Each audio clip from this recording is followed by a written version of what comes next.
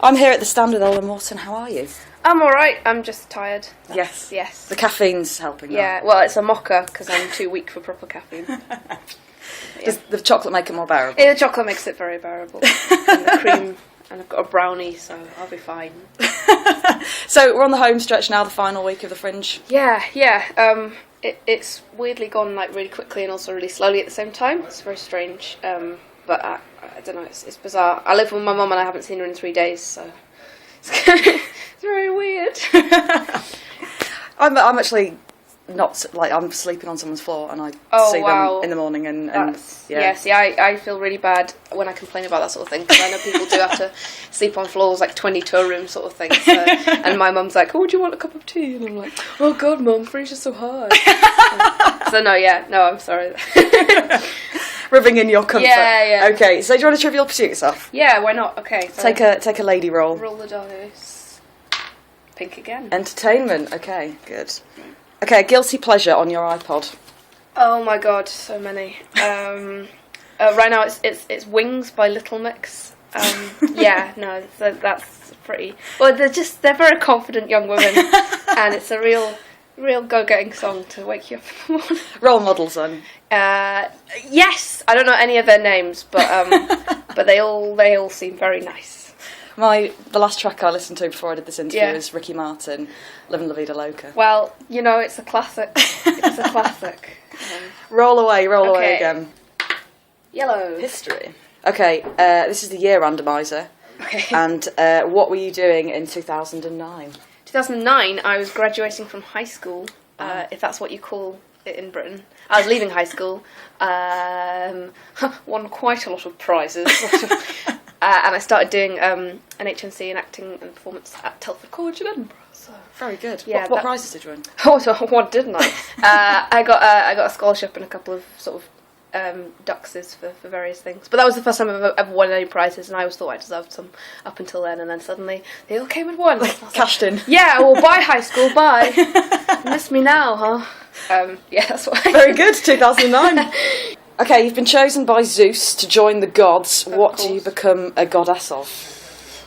Oh, could I be a muse? Could I be a muse? One of the 9 muses? Could be Thalia of comedy. Yes. She's the muse of comedy. I don't know. So you're stealing someone else's?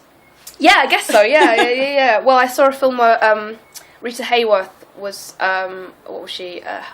Terpsichore, goddess of dance, and she comes down to Earth, and they're doing a musical about her, and she's like, "This is rubbish." So she plays herself, and you know, it's a bit big-headed, but she does it very well. So maybe I could do that. I don't know. That sounds good. Big fan of Rita Hayworth. Yeah. Who isn't? Gilda's my favourite. Gilda's very good. So, last one. Okay, best sporting moment from childhood. None of them. Best sporting moment from childhood.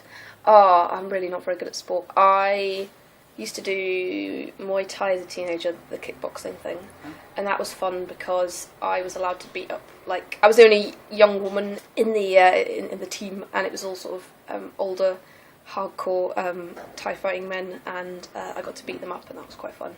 But I certainly never won anything. You didn't cash in 2009. No, it wasn't a cash-in year for victories or prizes. So can you still defend yourself then? Yeah, I think so. I think that this is a challenge. No, it's fine. I think I might panic and just sort of throw hands at them, but elbow to the face is the best technique for women, because we're more likely to break our hand if we try and punch someone. So I recommend an elbow to the face if you're ever in that situation. Okay, good tip. I'll carry that with me for the rest of my life. Do you want to take one more roll of the dice? Okay. And then we'll talk about your show. Great. Oh, I think I've done you've done really well every with that. time. Yeah. What was the last experiment you took part in that went wrong? This can be kind of anything, really. Oh, that's interesting. What have I done that's remotely experimental? Just trying to see if I can stay up more than like past 1 o'clock in the morning. I can't do it at all. No. I'm a total weakling. I can't drink. I can't go out in the sun. And I can't stay up very late, or I just start crying. So that's something I've tried and failed to do recently. Okay, tell us about Lollipop. My show is called Lollipop, and it is about anxiety, among other things. That's the sort of overriding theme, but it's kind of silly and surreal, and it's just me making up lots of stuff and then enjoying looking at people's confused faces. There's limited free snacks as well. If people want to come for them, I very much recommend that. Well, I thoroughly enjoyed the man who was on my row. Oh yeah. He had a bag in a kind of... In a kind of grip hold. Yeah. Like he didn't want to let it go. I think it's weird. Audiences can be quite shy and scared sometimes in gigs, and they won't sit in the front and stuff. But it's like, you've seen my poster. You know what I look like. I'm not. What's the worst thing I could do? You to do you? know Ty. I do. Oh yeah, I do. Oh yeah. Sorry, that's undermined it, hasn't it? Well, yeah. No. So I could kill you, but but verbally, I'm probably just going to ask you what your job is, and if you're ashamed of that, maybe you should rethink your lifestyle choices. It's not my fault. Now, there's quite a lot of themes with kind of like rabbits.